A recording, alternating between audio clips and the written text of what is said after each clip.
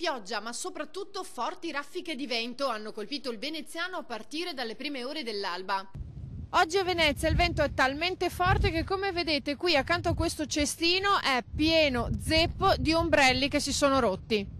Decine le persone che hanno dovuto cestinare gli ombrelli divelti dalle raffiche che hanno spezzato numerose piante, antenne e alberi, riversandosi anche sulle strade e mettendo in difficoltà la circolazione. Oltre 50 gli interventi effettuati dai vigili del fuoco. Molte le segnalazioni di barche rovesciate. A San Giuliano si è ribaltato un mototopo carico di bibite. Difficile il recupero da parte dei sommozzatori a causa del vento e delle onde che hanno ostacolato anche il movimento dei vaporetti come questo, che ha fatto non poca fatica nelle manovre. Alcuni sono stati addirittura costretti a fermarsi perché le onde non permettevano di andare avanti, e tra chi assiste c'è qualcuno che ne approfitta per evidenziare un aspetto che affligge Venezia da troppo tempo, quello del moto ondoso. Corrono troppo veloci, le barche corrono troppo veloci.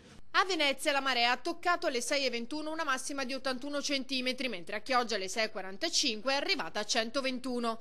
Il vento continuerà anche nelle prossime ore, per questo il Centro Funzionale Decentrato della Protezione Civile Regionale ha dichiarato lo stato di attenzione fino alle 24 di mercoledì, in particolare nella costa centro-meridionale e pianura sudorientale. Il mare sarà da mosso a molto mosso per l'intera giornata di martedì.